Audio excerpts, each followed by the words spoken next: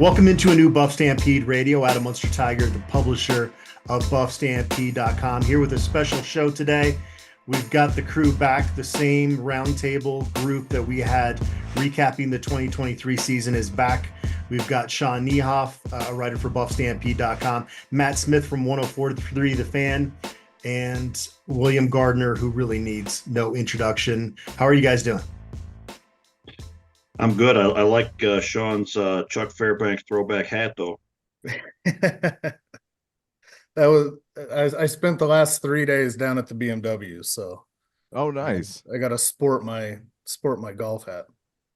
How was it watching those guys just hammer the golf ball? It was impressive. Although, I think this is really one of the only courses they play at altitude, and they usually don't have the sort of, elevation changes that they've got here. So there were, they were all talking about how much they loved the course and how beautiful it was, but there were a lot of clubs being slammed and I think everybody saw Rory toss his club into the water, and a couple other guys were just pounding the hell out of bunkers. So it was kind of fun. That's what I never fully understood about golf, is why do you do something that infuriates you that much? Because it's that one shot. It's that one shot every round that you hit it just like the pros do, and they say that's the one that keeps you coming back, and it really is true. It is amazing to watch really good people do things that they do. I'm reminded every 4 years by the Olympics when I watch the gymnastics, and I'm like, son of a bitch, how do you do that? And Thursday night, we get to see Colorado Buffaloes doing some amazing things out there, which we have not seen in about 8 months now. And so it's been a lot of discussion, breaking down every new guy that comes into the program, and then also a lot of the drama that, unfortunately, I feel like kind of took away, kind of overshadowed what should have been a really fun offseason for this team because of the amount of talent that got brought in. But like I said, we'll start with you, Matt. It just felt like the hit pieces were really diverting everybody's attention to unnecessary drama as opposed to what was actually being built in Boulder. Yeah, without getting on my journalistic soapbox too much, I think the summer for me highlighted kind of where we are as a society, where you just have a lot of people that if they think something's going to get them a lot of views and traction, they don't really put in the time and effort into digging into verifying things. And when you have a topic as polarizing as Colorado football and Coach Prime, well, you're going to attract a lot of eyes, and you're going to attract a lot of people who are going to try and benefit off of it.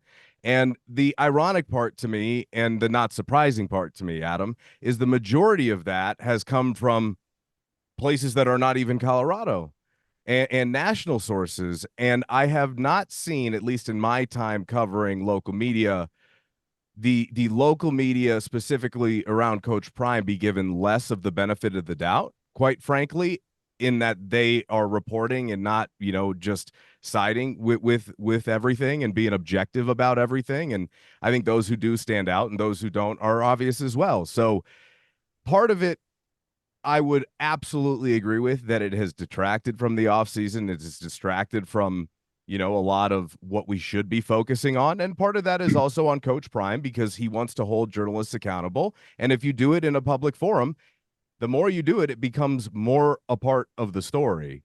And there are just different ways to do it. And he did it the way that he's going to do it, because that's the way he does everything. He's Deion Sanders. And I think now we've moved past that, quite frankly, Adam.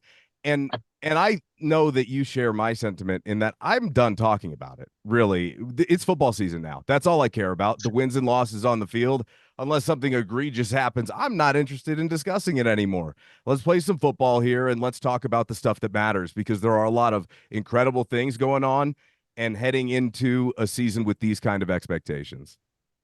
Yeah, that's a good point, and kind of why I wanted to lead off this podcast, really talking about it, just to get it out of the way, so we can spend the rest of the time talking about football. And I get that because Coach Prime handles it in a certain way, it's going to draw more attention to it. But at the same time, no second-year coach coming into what Coach Prime came into following 2022 would be under any type of scrutiny right now, unless, kids were getting arrested, which is not happening in Boulder.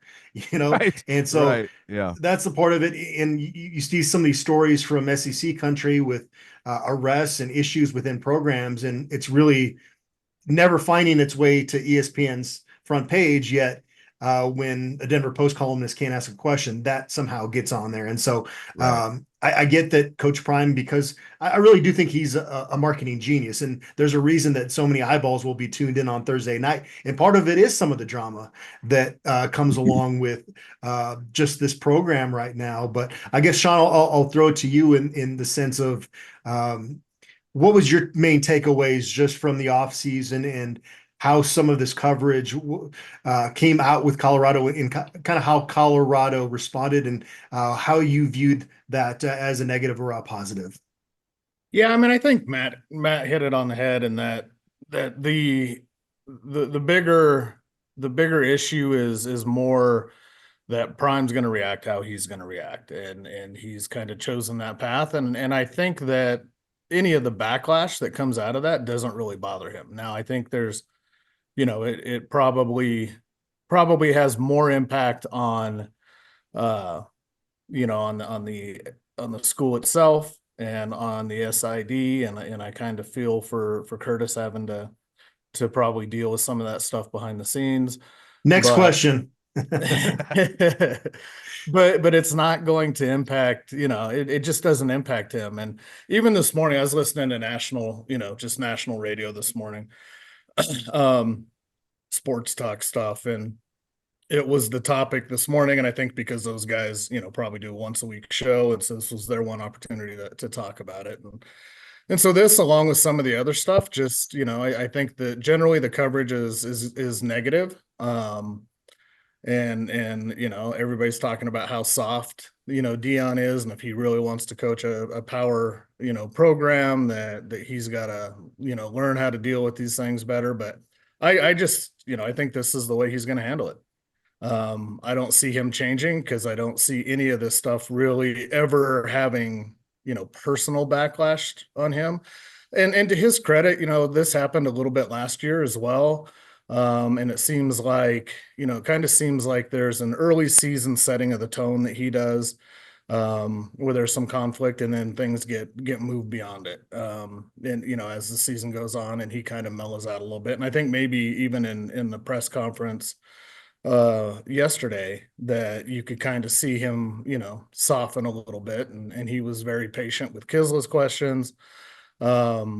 Even though in the back of his mind, he probably, has some question on where those questions are going to lead in an article, but he took the time and he did it. And at the end of the day, this specific situation, I think also, lands in Keeler in the Denver Post lap, because it's, I think he's told Sean that if he wants to sit down and have a conversation, they can clear the air and they can move forward. And it's kind of up to them to do that. But I think everybody at this point's got their hackle up and is a little, defensive about it. But yeah, in a broader scope, I think this is what CU fans are going to have to prepare for, is you're always going to have polar reactions to this coach and this program. And everybody says winning is going to, cures all. And I think it will, only because everybody will become a little more desensitized to all of the negative stuff that comes out. But I don't think it's ever going to change. I think you've got people that like his style and his program and can see behind the scenes and what he's doing, all the positive stuff. And you've got others that think he's brash and he's arrogant, and they're the same ones that didn't like him as a player, and you're not going to bring them around just because you're winning games. And it's always going to get you clicks and get media attention and find you listeners and readers. So, yeah, I have nothing against Mark Kiszla or Sean Keeler personally, but Mark Kiszla interviewed Bill McCartney during an open practice the first spring Coach Prime was in Boulder, when we were flat out told, don't do that, as we were getting our media credentials. And guess what? We didn't get invited in as media again for a very long time. So,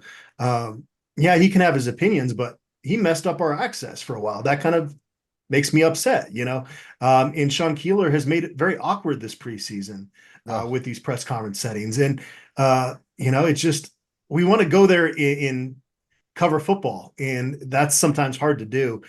William, what's your takeaway from all this? Just in terms of your vantage point in kind of how you've seen it play out this past offseason.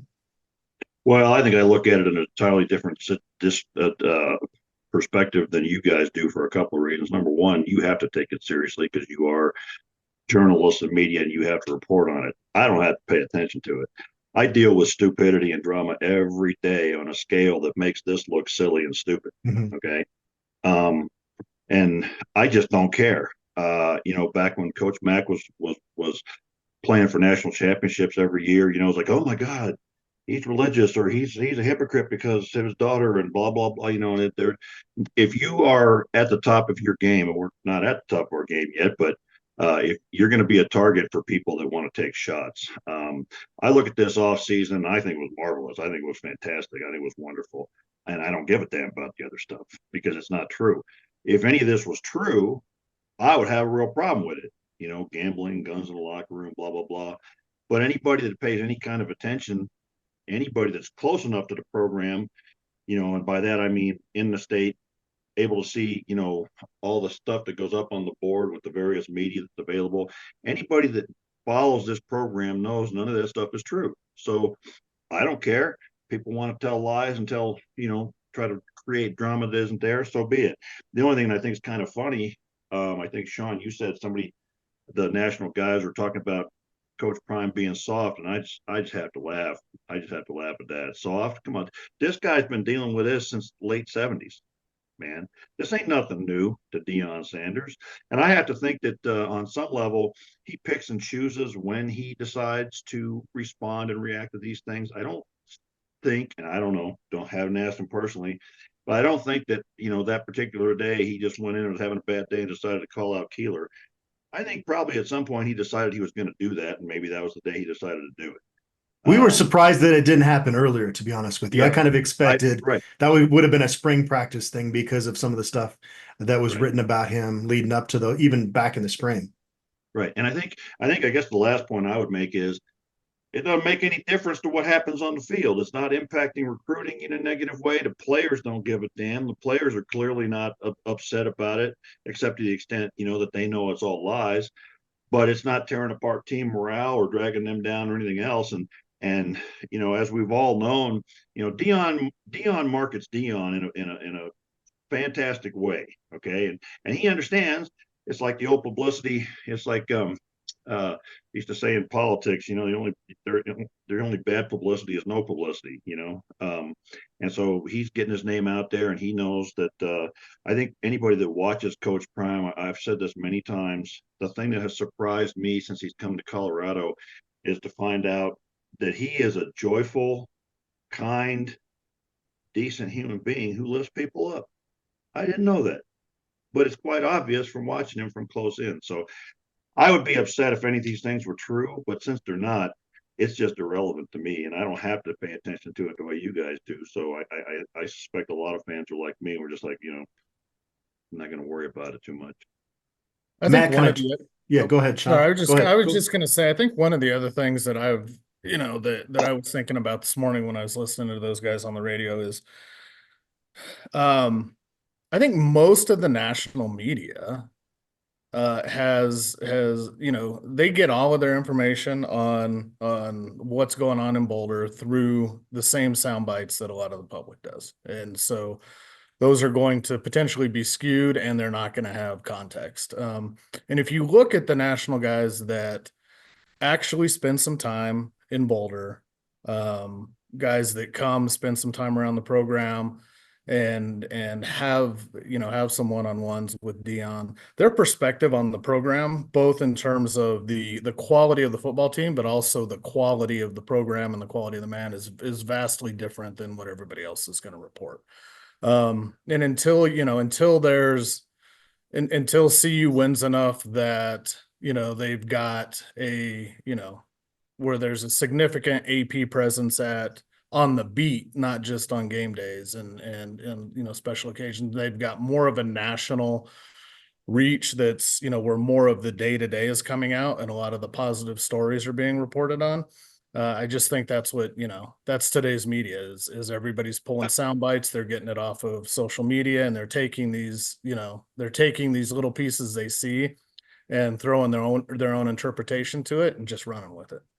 Why do you think it's different with Georgia? Is it because they win so much and they're getting guys arrested every other third day, but there's no media stories about it? Or is it just going to show up in the Atlanta media or something like that?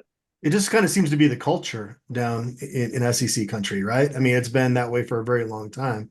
When you have people that are very passionate about it, yeah, they're not going to be quite as negative. But Colorado has had the opposite issue. I mean, it was about 13 years ago where they got in trouble for walk-ons just getting Meals. food for cheaper than what was expected, and they ended up losing scholarships as a result of that. Like, that stuff just does not happen down in SEC country. Right. When you're a power. Yeah. Anyway, Matt, I would imagine some of this is good for what you do on the radio, because you can talk so much more about Colorado now than in the past. I know that's probably not, the drama is not what you want to be talking about, but you can legit talk about the Colorado Buffaloes, even going into football topics now where you couldn't do that before. Yeah, for sure. But unfortunately, with the way that the business works, right? A lot of the hot button topics are the ones that keep getting brought up, and they're the fake stories, as William brought up, right? And so a lot of my time is spent kind of shooting that down. And I always laugh and tell people, I go, being objective on this beat is one of the funniest positions I've ever been in my career, because down with, on the radio and with with all the guys I work with down there, Denver media, I'm a homer. But up at CU, I'm a hater, because if you're objective, that's how it goes. So yeah, Adam, look, man, it's better because it generates more interest, as you acknowledged. And I think Coach Prime has been completely justified up to this point in how he's handled most everything, and the things that could have been done better, he's actually come back and corrected, like CBS and yesterday out of the blue asked to be on my show. So, very kind and generous of him to do that. So look, I have no problems with him. Neither do you. I mean, when you treat him respectfully and fairly, Adam, it is the way it is. You're right, though. With him, you can talk about CU, whereas without him, there was very little discussion other than dunking on them going 1-11, right? They were a running joke. When they played Air Force, I had guys at the radio station going, go, and just kind of messing around. And from a perspective where you're not in the trenches every day, if all you're paying attention to, and I think what Sean and William have alluded to, is the headline reading, people who actually read the headlines and don't actually understand the real stories. And the problem is, specifically with such polarizing and popular figures, that if a publication, the reputation of a Athlon or a Sports Illustrated, puts a piece out, well, people are going to take that based upon brand reputation and take those things for fact, which is what happened with the Le Batard thing eventually getting there, to Dan the next day eventually saying that who is actually going to make up stories like that? Well, it's like, if they had done any legwork, they could have figured that out. And there's a situation here where, because of that clause we found out in the Denver Post last week, where you've got the mutually agreed upon media, he reserves the right to talk to and answer whoever he wants to. And I have no problem with it whatsoever. And I'll just say this, if you're just a good human being and just doing your job, he's got no problem with it at all. If it's all fair and there's logic behind it, he'll always give you an opportunity to, have a dialogue right there. I've got no issue with it. So yeah, it's great for business. There's no doubt about it. When CU is good, that is a good product. And if they can collect some early wins here, I don't know if the buzz necessarily from a national perspective is going to start where it started after TCU and be that way for the next couple of weeks. I think they might have to get the Nebraska too before you start to see, Buffs is Big 12 champs nationally, those type of segments come up. But if you get to 2-0, you get to 3-0, that hype train is going to be exactly where they left it off last year once the slide started, and it could even build bigger because the games could matter. If you play meaningful games in Boulder into late October and November, you are going to see a totally different experience, and it's going to be a hell of a ride. So I'm looking forward to the season, and yes, it's good for business, but yeah, you have to put up with a lot of the crap too, Adam. Which I'm done. Like I said, I'm just done with. Again, it doesn't matter. It's football season. As William astutely pointed out, none of it is true. Coach Prime reserves the right. And really, if none of it's true and everybody laughs it off, and you and I have personally reported and know that the accusations, false accusations levied against this program in large part are complete bunk. So let's move on. Let's play some football. Thursday, please get here now. That's what it feels like every day. Have you all We're ever gonna seen, get- just as a last note, have you ever seen did you ever see a Nick Saban press conference? Of course. Yeah, I mean, because he's not exactly nice to everybody at his I mean, press look at Bill conferences. Belichick. Right. Bill Yeah. Belichick made a career of doing that. The difference is, Right. though, those guys from a coaching perspective have a long-standing history of success. And look, Yeah. Dion as Coach Prime as a player has that, but it's just not the same, right? It's just not from a national perspective. You've got to win. And as Sean pointed out, winning doesn't cure all. I think it covers up a lot, though, Sean. I think you were really right to bring that up. Yeah, and so we will transition over into football talk the rest of the podcast, and we've got prediction time coming later on in the podcast. William, let's start here from the football side of things and kind of tee you up for an obvious answer here, because there are a lot of things that have changed since last year. But what has changed in your eyes that has given you a feeling of optimism going into this upcoming season? Well, I think as a starting point, I think most people generally will give a coaching staff the sort of a benefit of the doubt in year one, and most people agree and assume, at least under the old way that college football worked, that the second year of a coach would work better than the first year, and I think that's going to be true here too. I think let me start by saying that I think Deion Sanders, and I use Deion Sanders and Coach Prime in different ways, and it makes sense to me. I don't know if it makes sense to anybody else, but I think Deion Sanders as a person and as an athlete has always been an intelligent person who learns from his mistakes. And I think Coach Prime in year one learned a lot of things from what I think he would probably agree were mistakes that he made. One of those was in the staff that he hired, and the other was in the players that he brought in. Now, to some extent, when you're coming off the 1-11 season, and it wasn't just a 1-11 season, it wasn't like 1-11, and every now and then we were close. It was brutal and ugly, and there was maybe 10 guys on that roster that belonged at this level. So he had to rebuild it. I remember thinking at the time, would they even be able to get somebody to come be a coach here? So I don't know, to what extent he had options of assistant coaches who actually wanted to come here. I'm guessing it wasn't a lot, because they probably thought that's not going to work, because that place is a coaching death sentence. But I think he had to take what he could get in terms of players. I think he had to take what he could get in terms of coaches. And I don't think that was true this year. And I think he got an entirely different coaching staff that's a much better coaching staff. And they went after an entirely different type of player this year. They went after players this year, number one, who played extensively either at our level or maybe at a lower level, like a Justin Maris played at UTEP, but he was absolutely dominant as a starter. Okay, and then they got a bunch of guys that were starters at Power 4 schools in our conference. And what they went looking for too was an attitude, because as people have pointed out, we were as soft as warm butter last year, and we didn't have any fight in us. We didn't have any togetherness. And I think they went looking for, for lack of a better word, dogs, and guys that have that attitude to come in here and fight. And I think they got a whole bunch of them. And I think more than anything else, the talent that we have and the mentality of that talent is going to make a huge difference this year. I think that Coach Prime learned a lot of lessons from last year. I think we have better coordinators. I think we have far better position coaches for the most part, especially on both of the lines. And quite frankly, I think we have several positions that are amongst the best in the country at this time this year. Now my 20 years of CU fan trauma prevents me from jumping in with both feet yet. And I have, honest God, tremendous angst in my heart because I've been here for all this, and like, things just seem to happen to us, but I don't think that's going to happen this year. And I think that what we've seen from practice in the off season, I think what we've seen from the talent on this team, I think we are have a much more continuity. This team, I think we have many more weapons on this team on both sides of the ball, and we'll get into some of that when we start talking about positions later.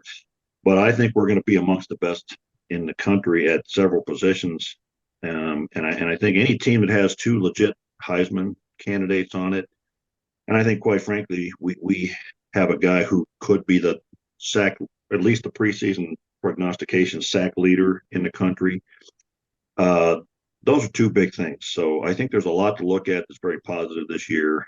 I think we addressed our single biggest concern. I know nobody's going to believe in that offensive line until they see it, but there's no question about the talent out there, and I do believe the coaching gets better. So I think those are the sort of the hot 30,000 feet level views of why we're going to be better this year and why people should expect to see more from the field this year. I think we're going to be tougher, more physical, and I think we're going to stand and fight for each other. I don't think we're going to see somebody take a cheap shot at our players and have it go unpunished this year. I had that angst you're talking about covering this program last year just because of what they were doing was unprecedented at the power conference level, and there were just so many new pieces. But this year, I don't have that feeling. I just feel like the floor has been risen to a point that I don't remember. Even going into 2016, we heard a lot about the leadership on the team, and you loved that Sefo Lufau was getting back from that foot injury quicker than people expected, and you like some of the pieces defensively, but so many of those guys didn't even really step up and have their best season as a Buff until their senior year. And Colorado, if memory serves, was picked last in the Pac-12 South that year. Right. So that was surprising. So this is honestly the first time since very early on covering Colorado when expectations were differently that I just don't really have that angst because there's just too much talent on this roster for them not to go to a bowl game. Now, what does it go beyond that? I've said many times in the last few months, I really don't know what the ceiling is. But we've seen a defense that seems to be a little bit saltier than we expected this preseason. So that's where I'm very bullish on this team is just the talent level getting improved and them having a full second off season to really get the right pieces in the right spots. Sean, yeah, go ahead. Let me mention one last thing, and I'll throw it to the other guys. But one thing I forgot to mention is that, last year we had no carryover. Okay, everybody, maybe 5-10 guys, but they were not the leaders on the team. This year, the leadership on the team remains from last year, plus a few guys that added, right? Shane Cokes, Shador Sanders, Travis Hunter, in a different kind of a way, is a leader. But the guys who are the leaders on this team, most of them were here last year, and so like we still had 40 plus new guys come in, but they're a different kind of new guy. But what we kept was really the heart of that team last year. So we have a lot of carryover this year. We didn't have that last year, and I think it makes a difference. Sean, you were at CU's Media Day event earlier this month. I'm curious if you had any takeaways from that, any conversations that really stood out to you? Yeah, I think, the biggest thing that stood out to me, and I mentioned it in a couple of the player pieces that I did, was kind of tacks on to what Bill was just talking about, in that one of the big keys was that last year they brought in all those players, and I think it was Trevor Woods was one of the guys who said there just really was not. It wasn't everybody pulling in the same direction. There was a lot of me guys, a lot of guys that came in because they wanted to be the man, and when they weren't the man, that created friction, and they weren't willing or able to play the role that the team needed them to play. And part of that, I think, is the timing with Prime coming, the hire coming so late, and really losing all of that, that winter window. And so all the guys came in late, but as Bill said too, there was no holdover. So you didn't have any leadership continuity. And to a man, everybody that I talked to up at Media Day used, the word that makes Prime himself bristle anytime he's asked it in media scrum, but they all brought up chemistry. They all said that, the biggest difference this season is chemistry, and all the guys really like each other. They spend a lot of time together, that they hang out together, and that, none of them expressed any concerns at all with the ability to be cohesive in their, in their rooms and in their units.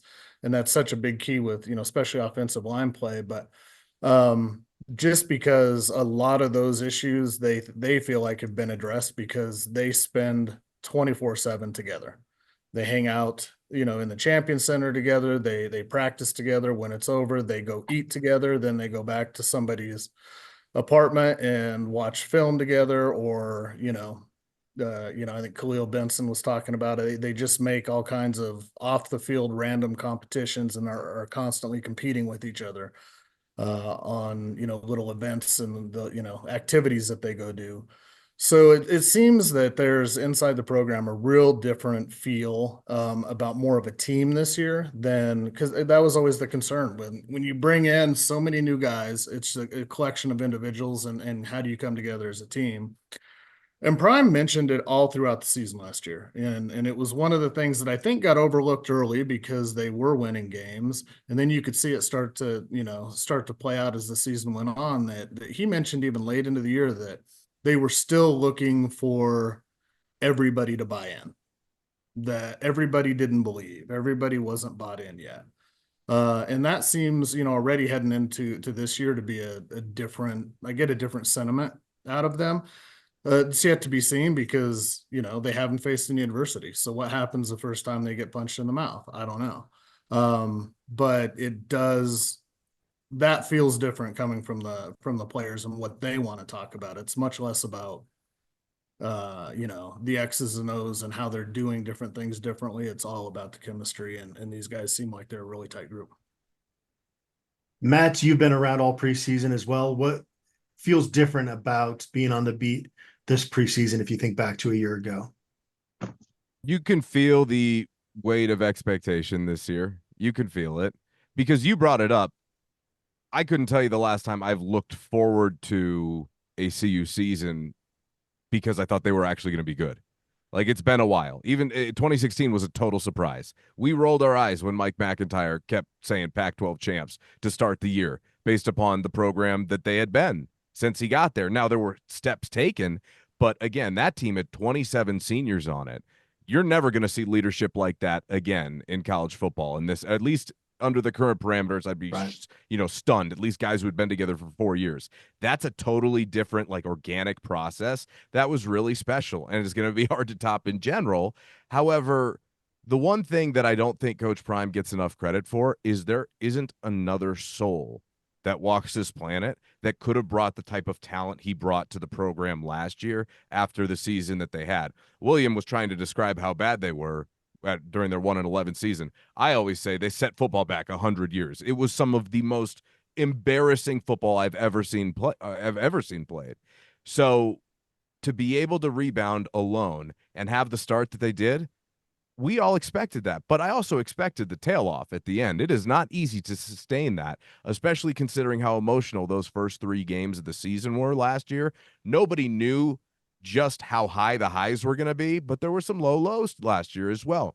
This year, I think they're better prepared to kind of go through the jet wash of those first 3 games from an emotional standpoint, because you're on the road in Lincoln and in Fort Collins. That's 2 hostile environments right out of the gate. Emotion will be high. There will be rematch games, revenge games. There's going to be a lot of media, a lot of network television. This is a massive start to this season. So I can feel the weight of expectation, but I also feel they're more comfortable with it because they believe they have a better team.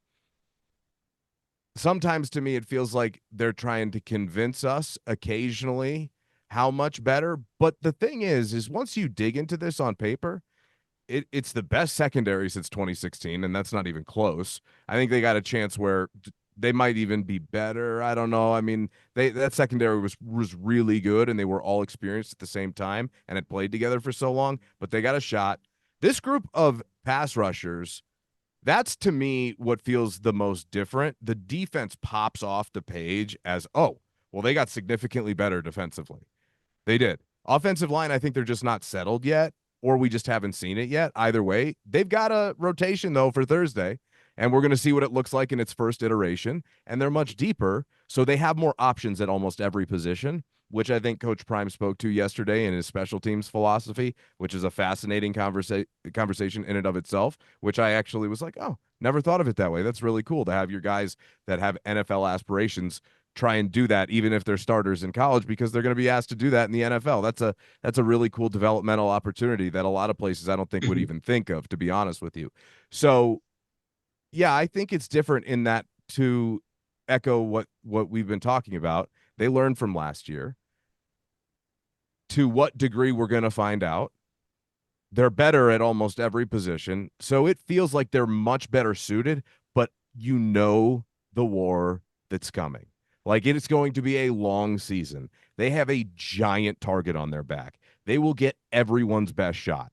To have a successful year, you're going to need health. You are also going to need a little bit of luck, and you're going to need to be mentally stronger than the team, to William's point, than we saw last year. And they have 46 new transfers, so I think they're going to be. But there is a war ahead for this team from a media and an attention perspective, and also just, as polarizing as they have become, we're in for one here, and I can't wait. That's why you do this, right? I mean, these are the seasons why you do. Everything's been coming down to this. This is what you want to be. You want to be in the fire. You want to be competing. So here we go. Buckle up. You brought up the offensive line there, Matt, which segues me to ask you, William, how you feel about that group. I saw Uncle Neely told the DNVR guys that Khalil Benson was back practicing at right guard. So it does sound like it's going to be Jordan Seaton left tackle, Justin Mayers left guard. Hank Zielinskis has solidified that center role. Then you've got now Benson at right guard and Tyler Brown at right tackle. It sounds like they might be rotating on Thursday night. It sounds like they haven't quite definitively settled on those five. You might see Kareem Harden rotate in there. I'd be surprised if Tyler Johnson doesn't get a shot at some point. He's played a lot of football. What are your thoughts on that group, William? First, the starting five, and just would you be okay with them rotating early on if they feel like the competition's pretty close? Well, I think it's been very clear for a few weeks now that those are the five guys that were going to be the starting five, at least to me, if just paying attention and watching. I'm not sure it's a done deal that Tyler Brown's at tackle and Khalil Benson's at guard, but we'll see how that goes. I think they have to play some guys, to your point, rotate some guys in because they're not sure who the backups are. And so Lodeholt said something about Coach Prime put him on notice of some situations that he wanted to be aware of. And what he's talking about is, what are you going to do if Seaton goes down? What are you going to do if Tyler Brown goes down? Right. What are you going to do if Zielinskis goes down? You have to have a plan for each one of those. And I discussed on the board as an offensive line coach, yeah, you always have a written down depth chart, this guy and this guy, and it means nothing. Because if Zielinskis goes down, it's pretty obvious that probably the next guy in there is Yakiri Walker, right?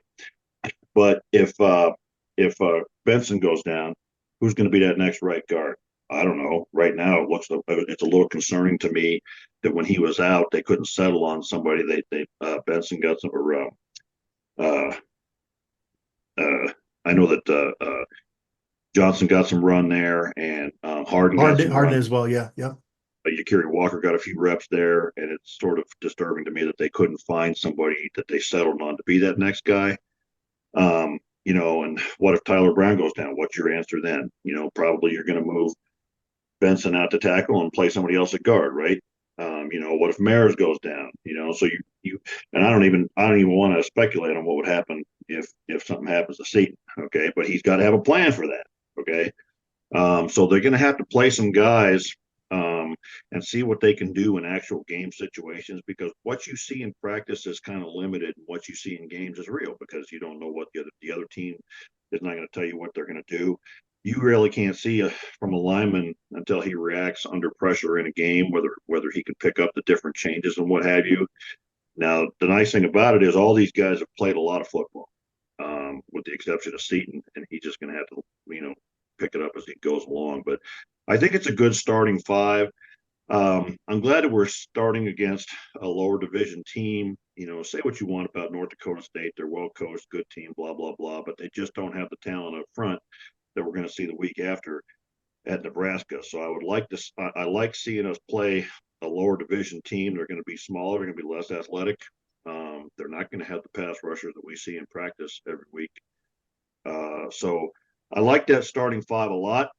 And we'll see if they can play well together. But more to the point, it's almost never happens that the starting five plays all 12 games. I've seen it happen before. It's not unprecedented, but we're going to have to develop some depth behind those guys. You know, I'm still waiting for Tyler Johnson to step up. Waiting for more from Hummel, you know, and so he's going to have to develop some depth in there. So I think we will see some rotation in amongst the offensive line, and hopefully we get a lead and we're able to experiment a little more. Maybe Cardell Thomas is a factor at some point. I mean, he just got on the team, but this was a highly regarded guy coming out of high school, played a little bit at LSU, started last year at a lower level. I don't necessarily want to make any predictions on somebody joining the program this late, but at least you've added somebody that is a senior, has that sense of urgency that once they get their feet wet in the season, I think you're going to add more depth. I feel really good about the guard depth on this team, but like you said, it can get pretty hairy pretty quick if you get a couple injuries there. Well, and guard's the easiest place to play on the line from this perspective. Physically, when you're 3 inches away from a 320-pound guy, it's not the most easy thing in the world, but you don't ask a lot from them intellectually. I think Thomas is going to have to get acclimated to the altitude. He's going to have to get in shape, but I understand he's like 6'6", 310, so he's got the size and he's got lots of playing experience behind him. And people think, well, it's a lower level, so it doesn't count, but it really does, because it's what happens in games. What's different about the game is you can't script ahead of time. You don't know what you're going to see, and they have to deal with it. And you know, having played 5 years of football, he's got a lot of background, and I think he will help us, but I think it might take a few weeks into the season before he gets there. Hey, William, I have one quick question for you, if you don't mind. Are you concerned at all about, and look, Phil Lodeholt coming from the NFL, he's got an incredible football pedigree. Are you concerned at all about him being a first-time O-line coach to actually have that? Now, he's got assistants around him that have been experienced, and he gave some credit the other day. Is that a concern, or what should we be watching for there? Well, we don't get to watch. I can't tell you the answer without being in practice and watching what he does, you know. And so there have been mentions on the board for people to say, well, people I know who know what they're talking about say he doesn't teach technique well. You know, I don't know the credibility of that statement because I don't know who you're talking about, right? Well, last year you were pretty critical of Bill O'Boyle throughout the course of the year. So I think my question would be, is it a situation where you don't adjust, you don't understand rotations? Like, I don't expect those things, but what are the red flags? The difference to me is from day one, the very first thing I ever said about Bill O'Boyle is what concerns me is he had never coached at this level. He had never been at this level. And in fact, the vast majority of his career was several levels down. And I don't think he really understood what a defensive tackle at this level looks like. I don't think he really understood what an offensive guard or an offensive tackle. Well, I absolutely know he didn't understand what an offensive guard looked like because we had two tight ends playing frickin' guard. But Phil Lodeholt, you know, played at Oklahoma, played 9 years in the NFL. Yeah. You know, spent a year or two at Mississippi State, spent a year or two at Oklahoma. So he's been at the highest levels. He hasn't been the guy responsible, but he's been there soaking it in from other people. And, you know, those are all excellent offensive line organizations. Okay. So it's not like he's coming from Colorado State or whatever. Right. He is coming wow. from the top. Nice little shot across the bow for the Rams there. Well done. But, you know, coming from those organizations, I have more faith that he has learned from the right kind of people and that he knows how to play the game. And what I see in the, you know, one-on-one videos, there's nothing wrong with what I'm seeing out there, but until you can watch a game and see play after play after play, the problem we get is we start making judgments based on a few hand-picked plays here and there, when as a coach, you got to watch every single play out of every single practice. And then they film it at this level and you watch it again after practice and you see what everybody does. And I don't know what those films are looking like. And that's why, you know, I can't answer why Tyler Johnson hasn't made a bigger impact yet, but I think he will. I think it's legitimate to have concerns about Lodeholt. I don't necessarily have them. I was just curious. Theoretically, the line should get better throughout the course of the year. I don't anticipate it to look like a well-oiled machine in week one. I don't think that should be the expectation. So I'm just curious because there's a lot of first-timers at their position technically. So I think that's a big one, especially this year, considering what they had last year. Yeah, there's also a lot of guys that played a lot of football, especially a lot of guys at this level. Sure. You know, the one guy who doesn't have that. So, like, you know, I heard somebody say, well, Jordan Seaton, he didn't have great technique in the practice. The guy hadn't even played his first game yet. It takes years You read the scouting reports on 5th-year seniors at offensive tackle, and it will say not good at technique yet because it takes years. Right. And the only guy I've ever seen truly proficient in his technique early in his career at Colorado was David Bakhtiari, and he was different. He was just different. But Seaton's doing well enough, and he'll get there. And then, like you said, we just have to watch from game to game and see if they get better. But I tell you, the one thing I don't expect to see with guys like Mayers and Khalil Benson at guard, we're not going to get knocked in 5 yards into the background and thrown around like a rag doll. I agree there. Yeah. The floor has definitely been raised for that group. Thanks. I was just curious what you thought. Let's transition a little bit more into predictions here. Sean, let's lead off with you. Just in terms of your expectations going into Thursday night, is this a game that Colorado fans should be nervous going into? Their Buffaloes are a 9.5-point favorite as we record this right now. What are your thoughts on this matchup to kick off the season?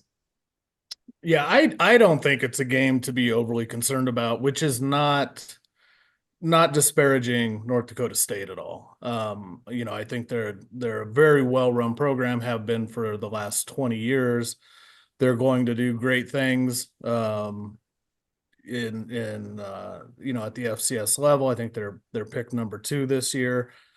But it's just not, I think it may be an uglier game than what a lot of CU fans hope for, only because they're going to play really hard, disciplined, pound the ball, play good defense football for 4 quarters. And I doubt that CU is going to just run away with it. And be, so out athlete North Dakota State that it's going to be a, 60 to 3 game, which a lot of people want and some people probably expect. I don't know that it happens this year. I think there's enough returners at North Dakota State at some key positions, but it's hard to maintain a dynasty at any level for 20 years, and North Dakota State's kind of done that. And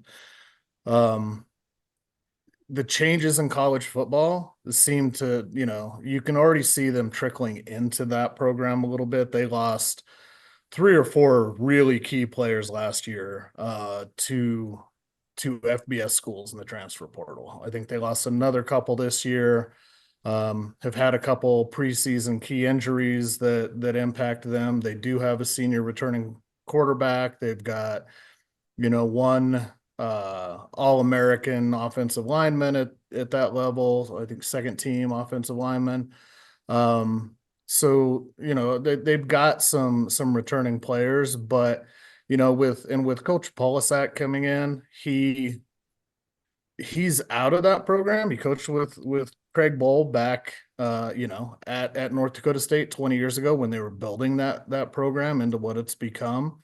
But he hasn't been with the program for the last several years, which is what they've done what Boise State used to do, and they continue choosing the right guys from inside the program to lead a program. And then once that kind of gets diminished, and you've seen that happen with Boise State, not that they're not a good team, but they're not the powerhouse that they were in the past. It's just hard to maintain that level. So I think this year, you started to see it last year. They ended up losing 4 games. I think they still made it to the semifinals. They've got a good team coming back, but I think you can start to see some cracks in that program potentially. And I feel like it's a game that CU will handle from start to finish. It just may not be as pretty as a lot of people would like to see it. Matt, what are going to be your expectations when you go out Thursday to cover the game? I expect them to start the season off on a good note. They were really prepared for TCU. Now, I think that was for several different reasons. One, because I don't think TCU knew what to be prepared for with almost like a brand new team with like 90 new players. That was very tough to scout. And you could see they kind of figured things out as the game went on, but it allowed their offense to have a lot of early success. North Dakota State will be much more prepared, I think, than TCU was for the season opener last year. However, I think the environment's going to be rocking. I think I'll say this.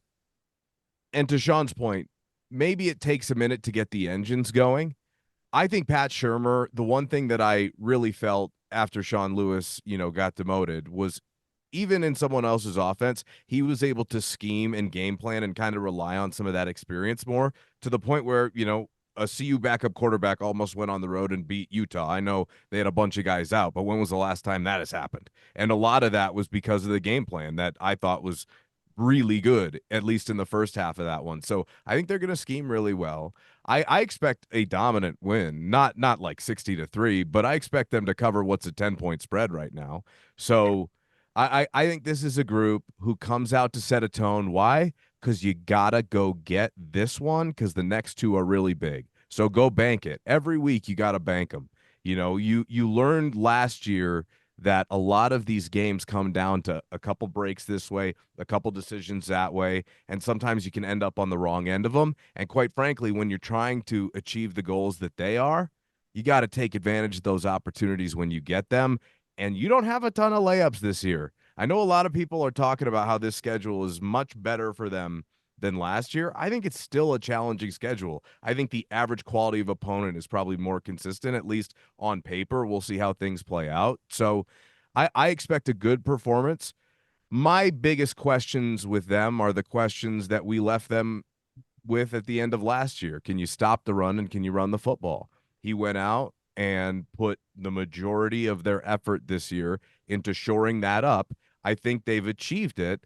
Now they're just going to have to prove it because there are still some questions I have, especially when you lose 8 out of your last 9. It's just, look, it's not a good visual. And the one other thing I will say on this, Robert Livingston brought up to us, the defensive coordinator, that he could still see last year in some of these guys' eyes. There is a lingering effect to some of the players who are returning. You lost 8 out of your last 9 games. It was frustrating. It was not what you had in mind. And I know they're turning the page, but sometimes you kind of just have to see the shot go through before you get hot again. You know what I mean? So maybe it's a bit of a slower start, but I expect them to be dominant. And to Sean's point here, I think there are some cracks. There's some big injuries for North Dakota State. Had they not had some of those injuries, then maybe. But guys, if they got a problem with North Dakota State, it's a problem. William, your thoughts going into the opener. Coach Prime told the students that were the freshmen that were at orientation at Folsom Field that it was a great buildup. He talked about how just because you're away from your parents, don't forget what they taught you. Focus on getting A's and B's. But when you're here in Folsom Field on Thursday, I want you guys to act a fool. Is William Gardner going to act a fool on Thursday night? Just Thursday? Yeah, I'm too old for that mess, my friend. But I do expect a dominant win, and I do, quite frankly, not expect a close game. It's not that there's anything wrong with North Dakota State, but especially in the era of the portal, our team is loaded with guys that are potentially going to play in the NFL and even get drafted this year. And if you're at that level at North Dakota State, you're probably transferring someplace else to get noticed. They got a 6'7", 310-pound offensive tackle, and the reason he plays there instead of somewhere else is because he doesn't have the mobility, he doesn't have the athleticism. What the hell is he going to do with BJ Green? He's not going to look any better than Hummel did the other day. And I think that you look at their defensive line, the difference between a P5 defensive lineman and what they have is going to be the athleticism, right? What the hell are they going to do with Nwankwo and Cokes? I mean, I just and what I think we're going to ask this question a lot. What are they going to do with this receiving corps that we've got? What is anyone going to do? Anybody. They don't have anybody that can run with these guys. So I just don't see that there's any way that they can stick with us athletically. But the definition of a trap game is that the team that's the favorite overlooks them, is not ready. That's not going to be the case because it's the first game of the season. And what we saw last year is that Deion Sanders will have them ready for the first game of the season. And while there was a lot of, there was a lot of emotional reason last year, there was a lot of talk about how they couldn't win and trash and all that sort of stuff. But there's been a lot of that going on this summer, and there's a little chip on the shoulder up in Boulder about that too. And I think there's a lot of guys in this program now that have something to prove. I think nobody has anything more to prove than that offensive line. And I think they're going to show up ready and hungry and ready to go in a home environment. And I just think it's going to be way too much for North Dakota State to handle. So I do expect a fairly easy and going away kind of a victory in this game. I also don't think that North Dakota State has either the offensive talent or the offensive scheme to do a whole lot if they get behind by a couple touchdowns. I would suspect that CU has a pretty easy game with this, and it's a nice, I hate to say tune-up, but probably so. Are we doing score predictions now, Adam, or are we saving those till the end? I think we all kind of shared our thoughts that Colorado's going to win. If you want to throw a score out there, you can. I don't think I've gotten quite to that point yet. Okay. I just think like listening to everybody, I think maybe what I was saying about the game sounded a little worse than what my thought is. I mean, I think the over underline is pretty close. I think it's going to be somewhere around 60, but I've got my spread more than covering. I've got like something around a 40-20 game. I just don't think it's going to be that game where you don't even know that North Dakota State's on the field. Right. Where I don't think it's going to be a glorified practice for CU. I think it's gonna the first half is probably going to be a one touchdown game in the first half as everything kind of gets ironed out. But as the game wears on, the lack of not only the lack of overall talent, but the lack of depth that you've got at a program like that at a high talent level starts to take over, and eventually that team gets run into the ground, both from a size physical standpoint, but also from the speed that everybody was talking about on the outside. So. Do you guys have any, William, Matt, do you have a score prediction in mind already? I'm kind of in that. I think the number I had in my mind was a 17-point victory for Colorado. So pretty close to what Sean described there with a 40-20 score. Yeah, I think it'll be over 3 touchdowns, but not much more than that. I would say low 40s to high teens. Okay. Yeah. I think that sounds about right. I mean, let's see how far along the defense is stopping the run early, because North Dakota State is going to test them on the ground a little bit, right? You're going to have to prove that you can stop. They're going to try. Well, that's what I'm saying. They're going to try, right? They're probably going to end up in some 3rd and short situations if you can't stop them. So constantly having to make those kind of stops to, stop the drives instead of, letting them kind of chew up some clock at least early and, shrink the game a little bit. But I don't know. Like I said, I think they cover the 10. What's the score? I'll go 34-17. Okay. Yeah, I would say 41-17 is what I was thinking. 41-17. Okay. Let's go more a little rapid fire here with some of these predictions. Who is going to lead the Buffaloes in rushing this season? Sean, let's start with you. Gosh, that's a good question. Yeah. That's such a tough one. I'm gonna actually be a little bit contrarian, only because I really like his style, and he's been a little less talked about this year. I think they're gonna have a lot, several backs get carries and a lot of stuff. A lot of them be productive, but I'm gonna say Augusta I8. I think he's just only because he's a little more of a been undernoted, I guess, as we go into the season. What do you think, William? Who leads the team in rushing? Yeah, I was going to go. I sort of lean towards Augusta too, because I just like his running style, like what I saw from him in that Denver practice. I think he's certainly going to. I think he would lead us in rushing touchdowns, but I think he'll probably end up leading us in yards too. Okay. Couple Isaiah Augusta fans. Matt, are you part of that club as well, or are you going to veer away to a different back? I don't know what this running game is going to look like. I'm not going to pretend to know what this running game is going to look like. It was one of the biggest points of contention last year is that, they couldn't run the football. And clearly the belief inside the program, even though it was never really articulated publicly, they felt like they didn't have the linemen who could get off and get to the second level. I think that was really the internal belief. So it was like, why even commit to doing it if it doesn't work? I kind of disagreed with that philosophy last year. I have no idea if they're going to have, the leader of this backfield is going to have 6 carries a game or like 9, but I don't think it's going to be much more than that. I think it's going to be very much by committee.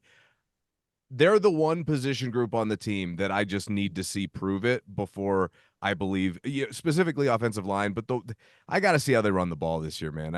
Are they really committed to being a balanced offense? Everyone is saying the right things, Adam. Everyone is saying the right things. I just really, for my own eyes, I just need to see them be effective and mix in being more of a balanced, effective offense, and hopefully with a better offensive line that can get to the second level and hopefully seal an edge for you on the outside. Hopefully you can bust some big ones. All right, Charlie, fair though. enough. Charlie, Charlie. Charlie. Okay. Team And I- Charlie. He's got the L on the jersey, baby. He's got to Yeah. be Charlie. And I'm going to disagree because I think they could run the ball last year. They chose not to because Well, I don't know. I think that's kind of what I'm saying, right? Is like, Yeah. how are they going to go But about but it? I'm getting there with 3.5 to 4 yards of carry, and then they just didn't do it. So, That's kind of my point, William, is I don't know what to make of it this year until we right. see consistently, because the Right. most carries one back had last year was 16, and the second most in a Yes. different game was 13. I mean, that was Yeah. the second most carries one guy had. And from a rhythm standpoint, I think it's just hard for a running back. That was the one thing with Phil. Yeah. If we think back to Phil, is you give him a rhythm and bam, he's going to hit something eventually. And they got some talent in the backfield. It's just, how are you going to utilize it with that offense? Because Shermer's going to be spread 4 wide almost the entire time. Right? It's not going to be like they're going to get up under center a whole bunch and, get in the I formation and run the football. They're going to be 4 wide, spread to the boundary because they got a lot of talent. So there's only so many ways you can run the ball out of shotgun in general, right? Yeah. Let's give me a power eye and let's go back to the future. Hey, man, sign me up. I miss Lawrence Vickers and just the fullback in football in general. That Bishop Thomas block against TCU was maybe my favorite moment of the entire season. I'm going to go Dallin Hayden. You guys went 2 votes for Augusta, 1 for Charlie. I'm going to go Dallin Hayden just based on his success at Ohio State and the fact that he has been getting the second most snaps with the first team offense, it seems like, this preseason, along with Charlie Offerdahl. And I think Charlie Offerdahl gets the first carry against North Dakota State, but I think that Dallin Hayden will end up leading this team in rushing. We talked about the loaded receiving group. William, we'll start with you here. Who's going to lead this team in receiving? This is even tougher. There's so many people to choose from. I just got to go with what I saw at that Friday practice and Will Shepherd. My God, that's all I got to say. He was pretty impressive. Holy cows, that was just something to see. Yeah. So I'm going to go with Will Shepherd because I think again we're going to throw the ball around to a lot of different guys, but I think he's going to be very quickly established as Shedur's favorite target and security blanket kind of guy. Sean, what do you think?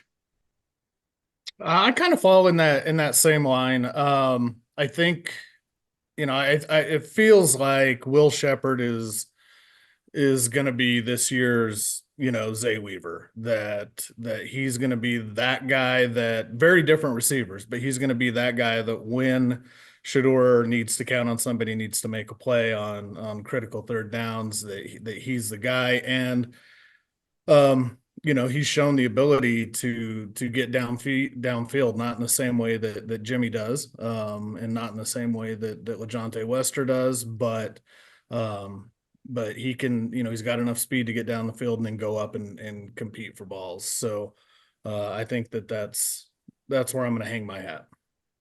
Matt? This is tough. On that quick comparison, I think you're going to see LeJontay as more of the Weaver replacement, and I think Shepherd is more of what we thought Antonio could be, or like the ceiling of what we could see just from a body perspective. I think they're both going to be super productive. Another position where it will be a different player every single week based upon who defenses want to take away and what the play dictates, right? Because they're going to try and get the ball out quicker this year for sure. You heard Shedeur talk about it on his 2 legendary podcasts, right? He dealt with some PTSD after getting hit so many times last year, and a really good way to start to help a quarterback build that mental consistency back is a couple quick hitters, some layups. Let's get the drive going, get the first down, and we'll set the tempo on this drive. And it doesn't mean you have to go hyper tempo like they tried to do last year. It just means you have to be in control. And I think they're going to, with Shermer, he will provide a bit of a calming presence in that regard where, we can get to 5th gear, but let's play in 2nd gear. I think Travis is going to be your go-to guy still. It's still Travis Hunter, because why? When you got a team full of Will Shepherd and LeJontay Wester and you've got Jimmy Horn, do I think Travis is going to lead the team in receiving? I don't know. I think that's going to be tough. LeJounte is going to have a pretty good shot by the number of catches he has, but Travis is still going to be there because now he has a ton of talent around him. You want to double Travis? Fine. Here's Will Shepherd. Here's LeJounte. Here's Jimmy Horn. Here's Omarion Miller. Here's Draylon Miller. They are loaded at receiver. It's crazy, Adam. Just to segue off of one thing you said right there, that's going to make a big difference this year is the connection between Shermer and Shedeur, which means they can sit and watch film together. And so what Shedeur needs to do, come up to the line, see what he's got, make a quick decision, really make a decision before the snap and get it out there. And he'll be able to do that because I think he'll be in a same mindset with Shermer. I see a scenario in which Will Shepherd leads the team in receiving yards, but LeJounte Wester has the most receptions and Travis Hunter has the most touchdown catches. Like you said, Matt, it's going to be a week-to-week thing in terms of who leads his team in receiving. And I think those numbers are going to be really close, especially with Jimmy Horn, just in terms of the number of receptions. So things are going to be pretty close there. I would say Terrell Timmons Jr. is kind of the wild card. Not that I think he's in the discussion for leading this team in receiving yards, but is a guy that coming in from NC State was seen in that program as a really good deep threat, but they just did not have the quarterbacks that were very successful getting the ball downfield. He comes in, misses most of spring ball, and so he kind of came into camp a little bit forgotten, but he's a guy that at that open practice we saw getting quite a bit of run with the first team offense with Travis Hunter not out there. So you're going to see him, Omarion Miller. Who else are you going to see? Probably even Caleb Mathis a little bit here and there. I think Draylon Miller by the end of the year is gonna find his way onto the field. He's a stud. Yeah. And Cordell Russell's got a lot of talent, but he's been dealing with injury. So I don't know quite what his role is going to be early in the season. Matt, let's go with you on this one. Who is going to be the offensive lineman that impresses the most this fall? Sorry, that's insane. You just named like 10 receivers. You know what I mean? What other? I know. Yeah. That's so crazy. That's why when you brought up earlier, I couldn't help myself, William, but you said, how are they going to deal with their receivers? I don't know who's going to be able to. You know, in a perfect world, if just on paper, it's nuts. I'm sorry. You said. Well, but and I thought about that too with regards to North Dakota State. Generally speaking, if you can run the ball, you try to wear a defense down. Good luck, pal, because we're going to platoon 3 different lines, okay? And they're not going to wear it down. Yeah, let's hope not. Adam, what was the question? I'm sorry. Yeah, my thought predicting who is going to be the most impressive offensive lineman this season. How do you define that real quick, though? You can use whatever criteria you want. You can base it on who gets drafted out of the group, who ranks first on Pro Football Focus. I know how much you love their grades, William. You use whatever criteria you want to. It could be all conference honors, something like that. The first 2 names that come to mind are Tyler Brown and Jordan Seaton. Seaton will have his struggles, as all freshmen do at every single position, but there are some moments that you're going to watch him and you're going to go, that's a grizzly bear in uniform. Like he is the type of athlete up front that we have not seen in a while. He is everything that you expect when you recruit the number 1 tackle in the country, especially he's got it between the ears. His body's ridiculous. And sure, sometimes I'm sure he'll have some growing pains, as everyone does, but there are going to be some moments where your jaw just drops, I think. And Tyler Brown, I just think is the most steady. To me, he's got to be the most hungry. And he's looks to be very consistent. If they trust him enough to move him around and try him at center and try him at guard, and now they're going to be he's going to be the one they're going to rely on to play right tackle. I think that says a lot about what they think about him. Sean, what do you think? I'm going to use just a little bit of different criteria because this still sticks in my head from last year. And I think who needs to be the most impactful offensive lineman this year is Hank Zelinskas. I think that, we heard directly from Shedeur last year that there was a lack of control on the offensive line, and that that last year Bam was making calls at center and somebody else was making calls at guard or tackle, and you've got the right half of the line doing one scheme, and you've got the left side of the line doing another scheme. Damnedest thing I ever heard. Very disjointed and disconnected. And I know that's been a bit of a topic over the last couple weeks. I think, Shador has said it, Prime has said it. I think it's been in a couple of videos where they are really working on trying to get Hank to step up and be a little more aggressive, and make those calls and just be the authoritative voice with that. So I think in terms of the overall line performance, um, his progress this year and him being not even an exceptional, tactician at center. I think he's going to more than hold his own, but I think it's everything else that he brings in terms of leading and quarterbacking that offensive line group. If he does not take that next step, then I don't think this 5-man unit, whichever 5 they are, is going to live up to the expectations that they have of themselves and that we all hope that they have. Great point. Yeah. Good stuff. William, what do you think? I think there's three different criteria that kind of come to my mind. I think that Sean is absolutely right. I think that the most impressive lineman on this team is going to be Hank Zaliskas, but it's only going to be offensive line nerds like me who notice it because he's not ever going to show up because he's not going to fuck up. Excuse my language. He's going to be a very steady center. Okay, all right, I got you.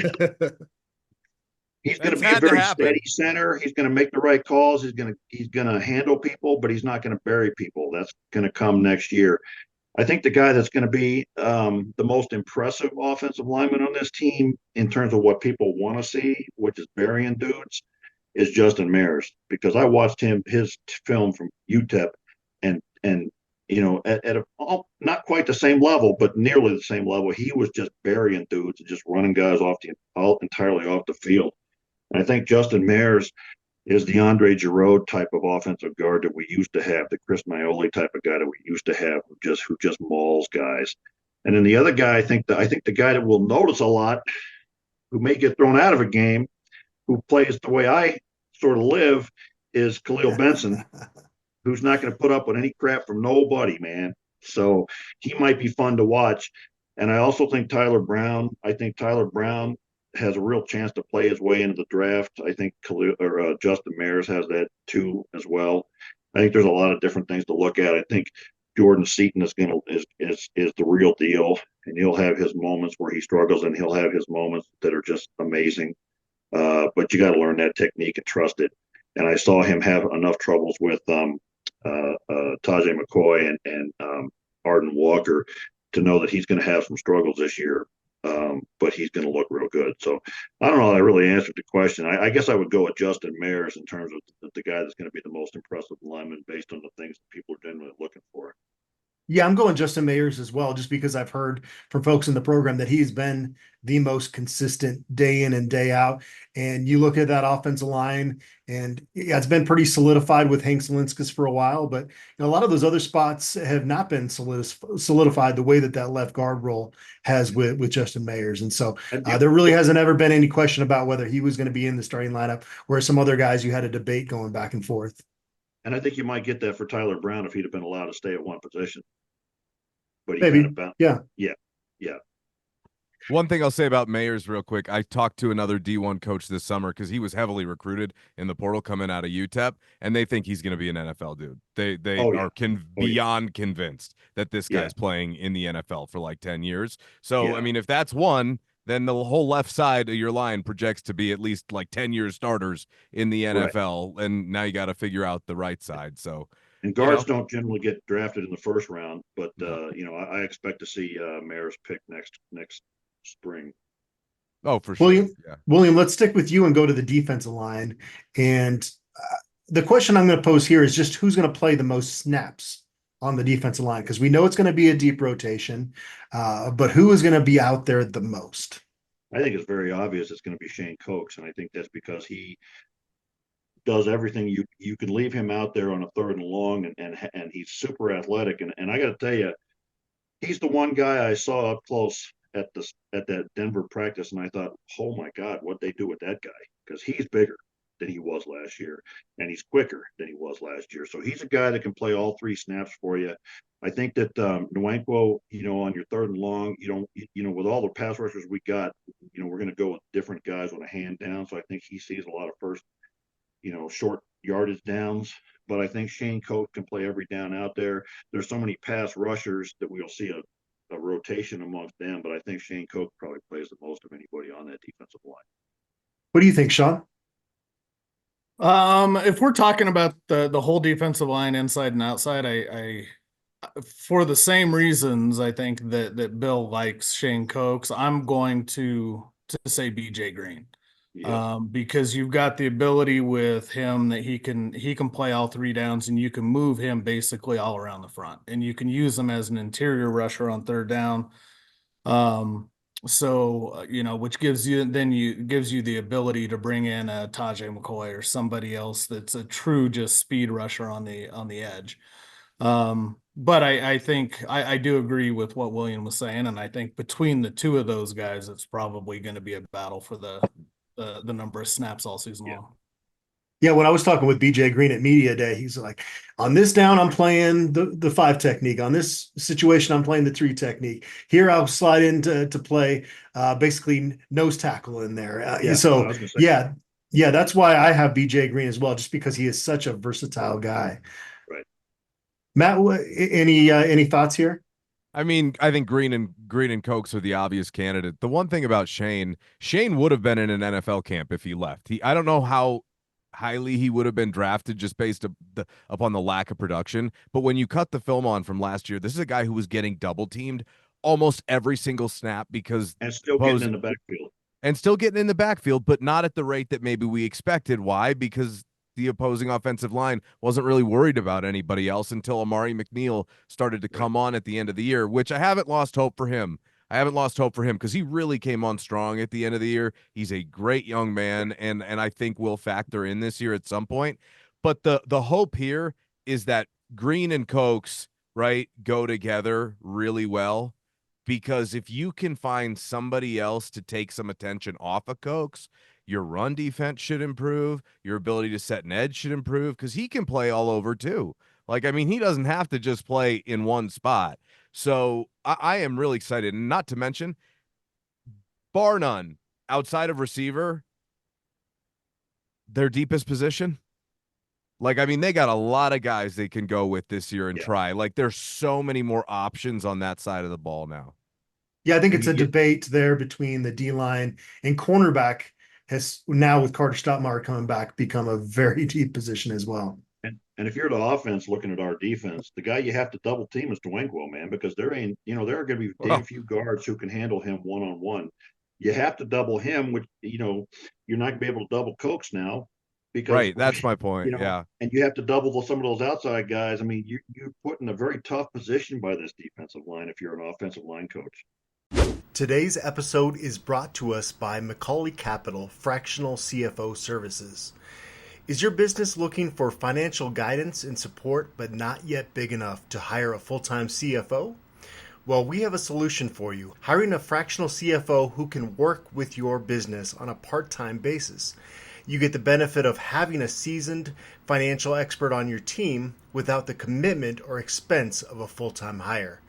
And here's the best part. It's likely that a partnership with Macaulay Capital will be a win-win situation, meaning that your business will make more money from the guidance of a fractional CFO than the total cost of partnering with us.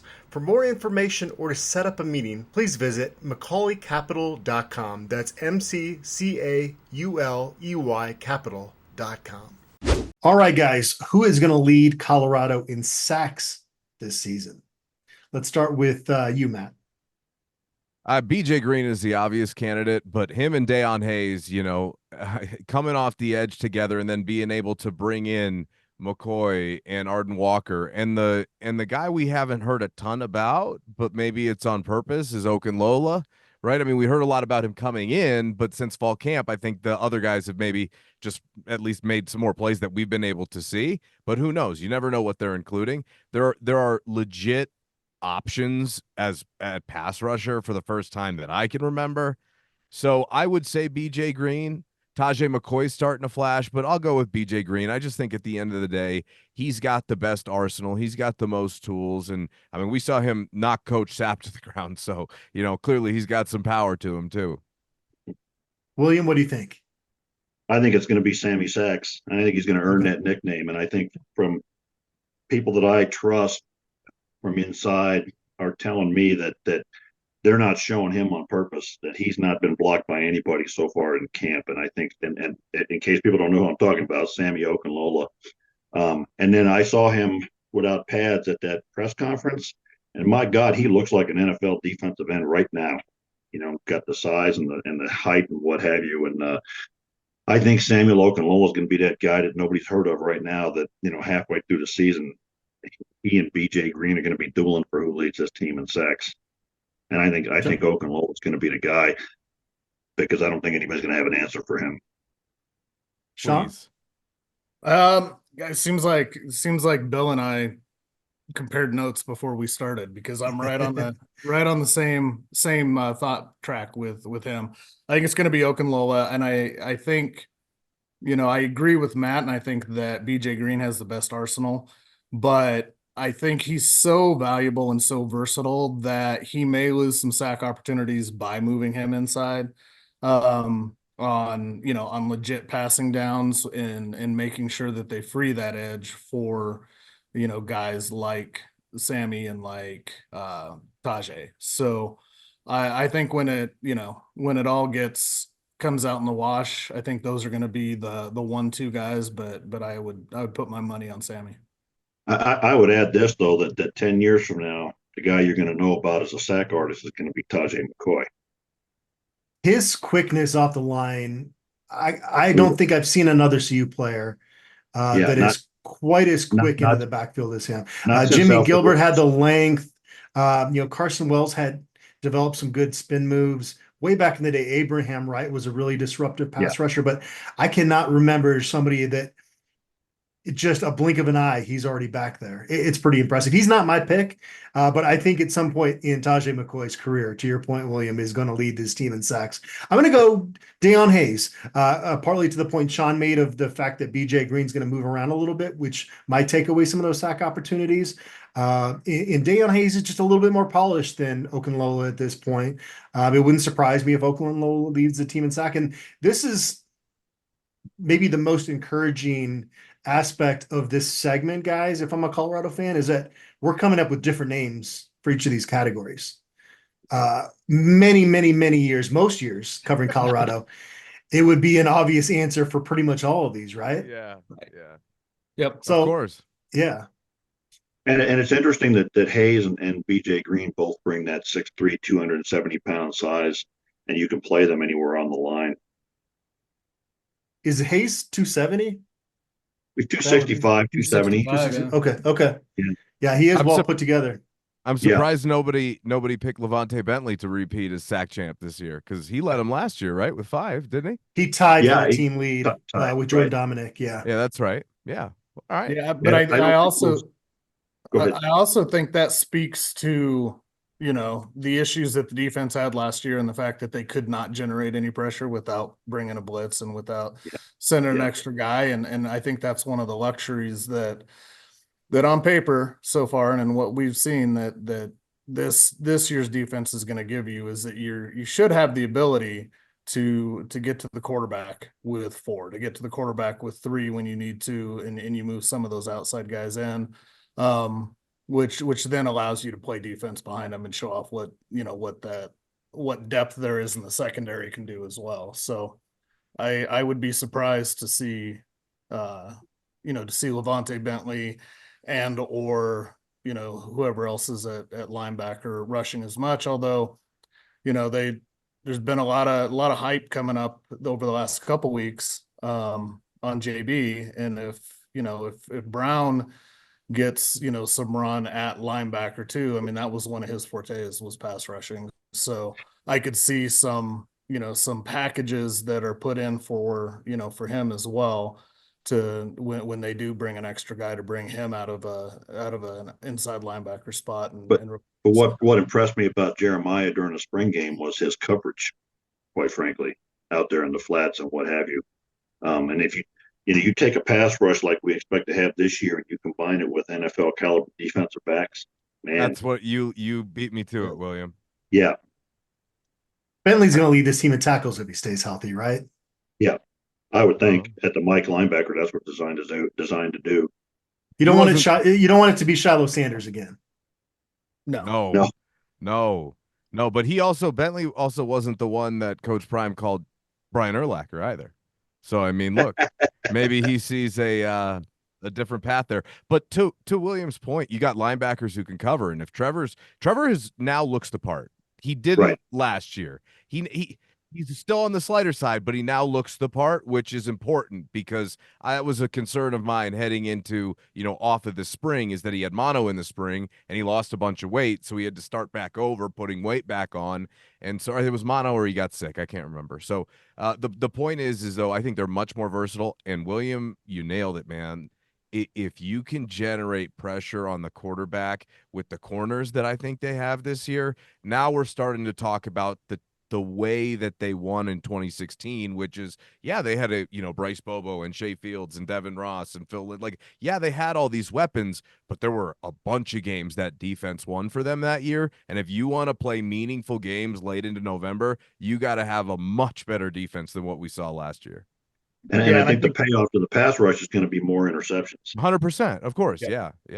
Well, and to the point that you just kind of made about, Levante being the leading tackler and as the Mike backer, I almost feel like the way this, and we talked about some of this offline before we started recording again, but the depth that we've got in the space eaters on the interior defensive line, I do kind of feel like in a lot of games, it's going to force offenses to have to attack the edges and to try to do things on the outside, because they're just not going to be able to pound the ball up the middle. And when you start getting into those sort of situations, that's when a guy like Trevor Woods is going to show up on the score sheet and all of a sudden he's going to be the guy that's got 12 tackles and leads the team. In game-to-game efforts. So I don't know. I'm excited about the way the whole defense is shaping up. That situation you just described made me extremely excited about, a team not being able to just, run a dive and kill you. Like, right. I'm ready to see a football team that can stop that and operate competently, right, in all three phases again. And for the first time in a long time, I think they have hope of doing so. And you guys, it just sparked in me, and I can't believe nobody has brought this up yet. With all these defensive linemen, they ain't the key. Warren Sapp and Coach Lewis and Coach Dancy, they've got two defensive line coaches who know the damn game, man, and who know the tricks on how to get these guys to be effective both in the run game and the pass game. And the other thing about, it's like, if we haven't had life on the sidelines before, we sure will this year. If you're in the fans, if you're in the stands, you'll hear Warren, man. You will hear him. He better not be up in the box, because he's gonna. Oh my God! Back in the day, Eric Bieniemy made Mark Johnson have to move the KOA booth. I think that would maybe be the case again if Warren Sapp was up in the box. That's a great story. Cussing and Eric never even back when we used to go to bars with Eric, man, he was a loud dude. Yeah. All right, there's so is Mark. To make Mark have to move his booth, you gotta have some decibels behind it. All right, who's going to lead this team in interceptions? Another category that has quite a few candidates. William, let's start with you. I think it's going to be one of the safeties, and so I'm going to go with Shiloh because I think they're going to be in better position. I think the cornerbacks are going to be doing a lot of one-on-ones, so they'll have their backs turned. And I mean, I guess it's probably kind of stupid not to say Travis Hunter, because whoever he's covering, he's going to intercept off the other guy over there anyway. So it's either Shiloh or Travis. There you go. My definitive answer. Yeah, the fact that Travis had 2 picks on guys that he wasn't even covering last season makes me kind of lean towards him on this category. What do you think, Sean? I am going to go with Travis Hunter, and I think it really, with his ability and his just, unique freak ability, but plus what I think, and we don't really know yet, but what I think the scheme is going to be built around with him. I don't think he's going to play as many snaps at cornerback as he did last year. But I think it's going to be, you're never going to see a third down that he's not in that mix. And it sounds like, they've put together some things where he's, at times he's shifting down and playing kind of that nickel role, and has the ability to play a little more maybe of a robber.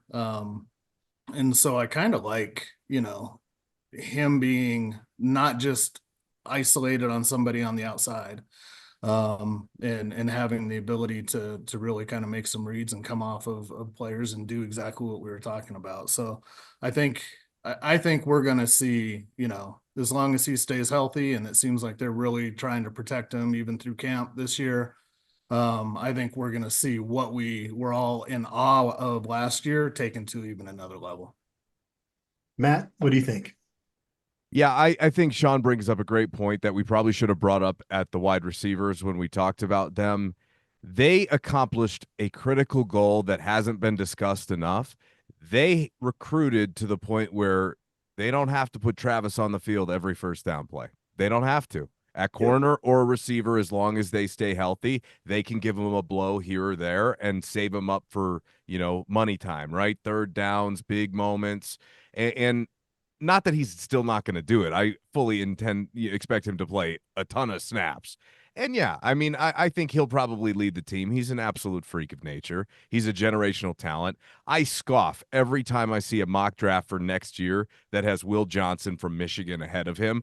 If there's an NFL team dumb enough to take another corner ahead of Travis, go right ahead. From what I was told, the Broncos love the idea of putting him on the opposite side of Patrick Surtain, which would be sick if you think about it. But Travis, the one guy we have to mention in this conversation, I think DJ McKinney is a big part of it, but Preston Hodge is probably one of the best players in the country that no one is talking about. And I think by like week 8, you're going to start to see the highlight packages ahead of time where guys are going to be like, well, with Travis Hunter and Shiloh and all these other names in the defensive backfield, here's Preston Hodge. And I call him glue because he's stuck on you, or wingman because he just doesn't leave your hip pocket. It's some of the most tight coverage I've seen in what I've seen out of him from a collegiate corner. He's an NFL dude, so I cannot wait to watch him. I don't care if he doesn't have a ton of picks. That guy is a star. Well, it's a credit to those guys, Matt, that we can pick Travis Hunter to lead this team in interceptions, because if they didn't have DJ McKinney and Preston Hodge doing an awesome job on the outside, or when Hodge is at nickel, they wouldn't even look to Travis Hunter's direction. But right, they're not going to really have that luxury of being able to just avoid whoever Travis is on, because you're not going to have those gaps in the coverage like you did last year when they never really figured out corner number 2, and now they have 5 corners that are better than what they had going into last year. I'm struck by, go back to the original question you asked me, which is why should CU fan feel more excited about this season? And every single position we've gone through, we can't pick a guy because there's too many guys. Yeah. I mean, literally, I have every single position so far because there's so many guys. And so like you said, Travis never would have got picks because they'd had to throw away from him. Well, now what are you going to do? Throw at Hodges? You're not going to do that either. What are you going to do? You're in a place where you cannot win against this team. And Silman Craig was a ball hawk last year, and we haven't even brought him out. Didn't he lead them in interceptions? Right. Tied for the team lead. Yeah. Tied for the team lead. Yeah. Right. Yeah. So, I mean, they've got as good a secondary you're going to find in the Big 12. And if they can get pressure on a quarterback, they should be able to be significantly more impactful on that side of the ball, which, look, I mean, you can block for Shedeur better, but if you can take pressure off of him in that regard to the point where he doesn't feel like he has to go get 7 every time he steps out onto the field against good teams, and, you don't have that mounting pressure on you, it's going to make such a huge difference. Huge difference. Let's hope it's the case. Yeah. Before we get into our season win prediction, let's each pick a sleeper, somebody that is not currently projected as a starter, but is somebody that you think will have a big impact on the field at some point this coming season. Sean, let's lead off with you here. I mentioned him earlier, but I think Jeremiah Brown. Which is not Not to say that I've got any lack of faith in Levante Bentley and Trevor Woods, but you're not going to have two guys playing in there all the time. And I think what Jeremiah brings to the position is a little different than either of the other two. I think he's got a little more versatility. And so I think he's going to see the field, and I think he's going to see it in key times, and he's going to make an impact. Matt, what do you think? Tough question. It's a tough question. Again, a lot. It's hard to even pick out a sleeper at this point because we've been talking for 8 months now about all these guys. Right. Offensively, at least, I just can't help but look away from at receiver Draylon Miller, but at running back, the two true freshmen, Micah and Brandon Hood. I think honestly they might be the best pure runners on the team. Brandon Hood is a really good player that we're going to learn about more if he gets opportunity this year. One of those two guys, and we talked about leading rusher earlier, I could see Micah Welch also having, like, if he's got some Jarek Broussard to him where he's, tiny but tough as nails, right? Like that would be huge for them. I just think he could struggle in pass protection, but I'll go Brandon Hood and Micah Welch. I don't know which one. One of them's going to have a real impact this year. William, who is your sleeper? I'm going to use your criteria, but change it ever so slightly. I'm going to pick a guy who's currently going to be a starter. And you talked about will have a big impact on the field at some point. I'm going to go with Sam Hart because I think just like last year, he's going to be a surprise. I think he's a lot better at tight end than people think he is. And I think, like we had with Michael Harrison, we had a couple of really big plays that were instrumental in wins last year that came from him because he's overlooked. And I think Sam Hart has more ability and more athleticism, more size than Michael Harrison. I think Sam Hart's going to be a guy who actually ends up being a weapon in the pass game when they try to sell out to cover all the wide receivers. I think Sam Hart will be a guy that can give Shedeur an outlet. And I think he'll get a couple of touchdowns at some point in the year. I'm going to go Carter Stoutmeyer, and I think he's going to make a couple plays on special teams that are going to be big plays for Colorado. It's going to be hard for him to get on the field, especially it looks like coming back, he was a cornerback. We didn't quite know going into this offseason, was he going to move to safety? Was he going to stay at cornerback? He's certainly got the ability to play nickel as well. And so I think they're going to find a way to get him on the field. We heard Coach Prime talking about starters and how he doesn't really buy into that. And it wasn't just coach speak. He went a little bit further into it and just talking about there are guys that are in our dime package that are really good at specific things. And so I think Carter Stoutmeyer is one of those guys that they're going to be able to put out there. Coming back from that injury, he's going to be hopefully fresh and well-conditioned coming into the season, and is a guy that I see having an impact on the field. Savion Riley at safety too is a guy we don't spend a lot of time talking about. That's a position where guys get banged up because they're getting ejected for targeting. So I think they're going to need Savion Riley. Shiloh? Was that a Shiloh joke? It's a well-known fact. Careful, Adam. At the safety position in college football in 2024, you're going to have that. Yeah. Because you can have the perfect technique, and then the offensive player lowers his helmet right into you, and they throw you out of the game. It drives me nuts. That's my biggest issue with college football these days is that when the offensive player is the one that initiates the helmet to helmet contact, they still seem to penalize the defensive guy. And so just because of that, you're going to have a time this season where somebody gets ejected on the back end of the secondary. Thanks for trying to throw me into some drama though, Matt. I appreciate that. You said it. I was just clarifying. I said nothing about Shiloh Sanders and that. Well, that's his style. He got ejected a couple times, right? So that's his style. Big hits, baby. One of them was BS though. It was a great tackle. It's college football. Yeah. It's targeting in college football. They're not all 10s. You know what I mean? Like they're not all the right call, but that's what you get. It's a byproduct of playing the game physically. I was just teasing you. Sean, how many wins are the Colorado Buffaloes going to get in 2024? I'm gonna go with 8. I think 6 is the absolute floor if some things don't go well for them. I think they have I think they have a roster that can win more than 8, but I'm gonna sit on that 8 number, and for a lot of the things that we talked about earlier, it's still, they still have to do it on the field. It's yet to be seen. We've got to see how all these coaches come together, what the game day coaching is like. There's been some questions on that last year. And just see how everything kind of folds out and how they respond to adversity. That's one of the big keys too. But I think that I think the talent on this team is vastly underrated by the national media. And I think it's a team that stacks up pretty well with everybody that they're gonna face this year. So I think an 8-4 season would be pretty respectable. Is Matt going to be the hater or the homer here? God. We will find out. Yeah.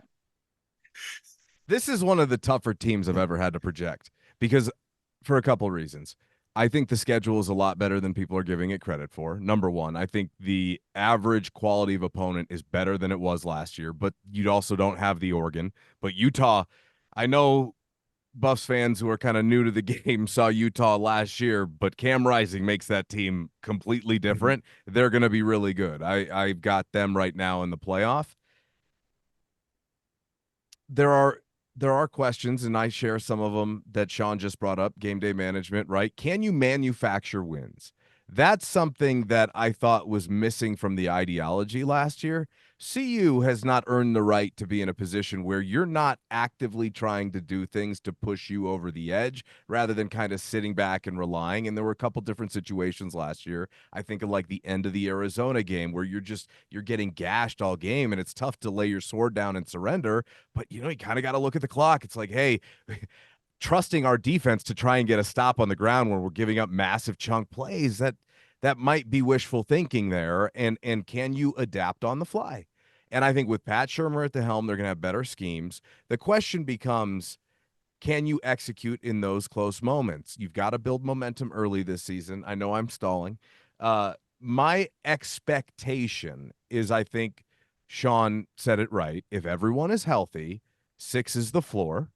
Because look, everybody's going to be coming right back at you. And I don't think they have enough talent on this team to the point where they're so undeniably better than their competition. I think on paper, a lot of it looks really good, but they did lose 8 out of their last 9, and there are a bunch of new players. They upgraded depth everywhere. They're better at every position, but you got to prove that it's a cleaner operation. You are installing a brand new offense and a brand new defense, a first-time defensive coordinator. So there are ways that I could see it maybe not working out exactly like they want, but they do have the talent to go on a serious run and make a push for the Big 12 title. None of it would surprise me.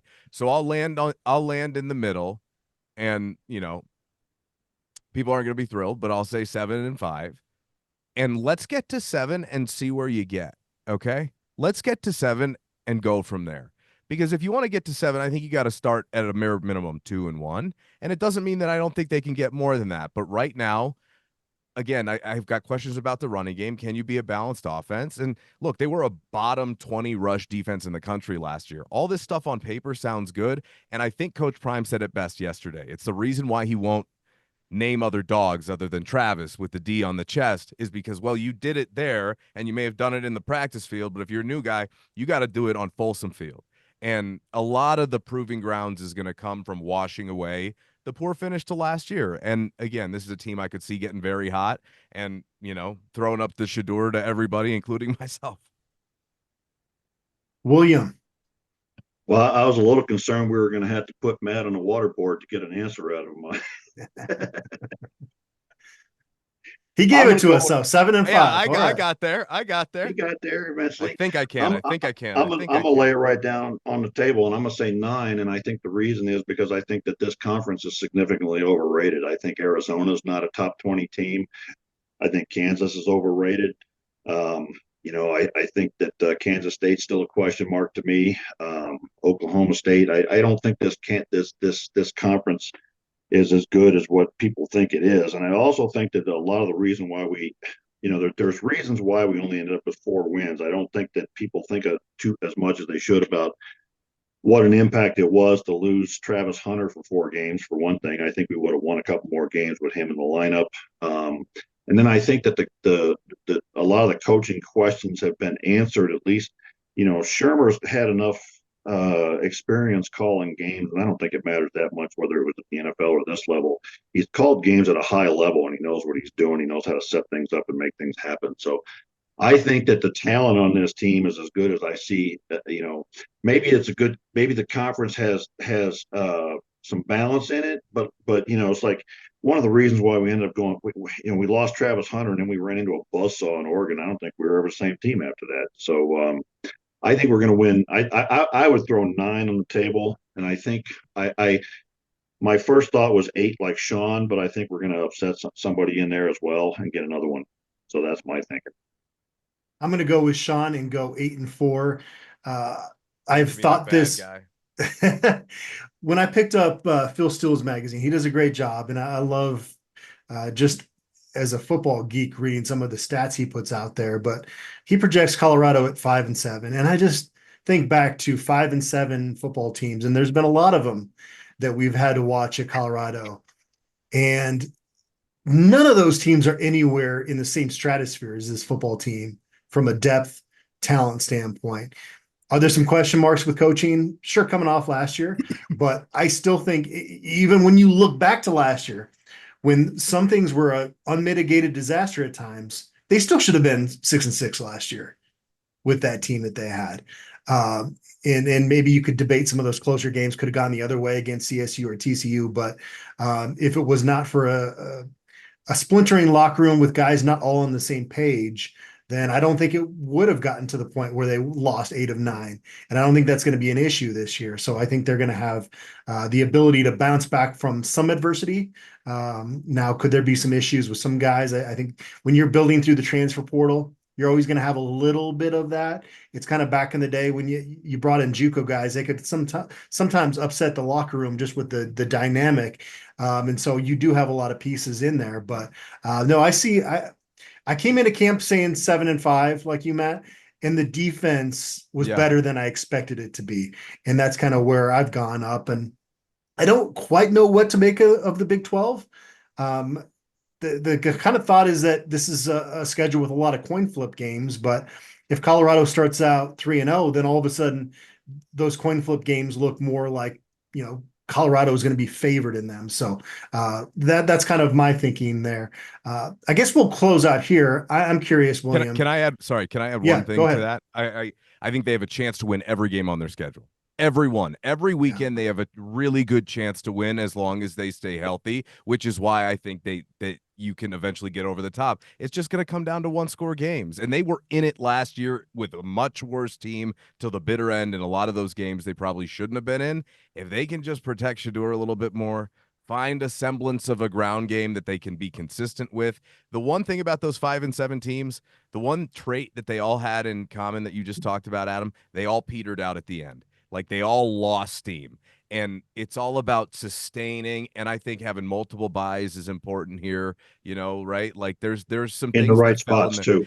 In the right spots, and the big games like Utah's at home, Oklahoma State's at home. You got some big ones at the end of the year at home where if you're competing like we hope that they will be, which I think that they will be. I really do. I think they will into November, unless there's big injuries. I don't think it's all going to fall apart because they got some damn good talent that look, man, there's no reason why they can't have a special year. And you're right, Adam, they're not the Montez led 5-7 team where you had one option at receiver. You've got an embarrassment of riches. It's just about putting it all together. Yeah.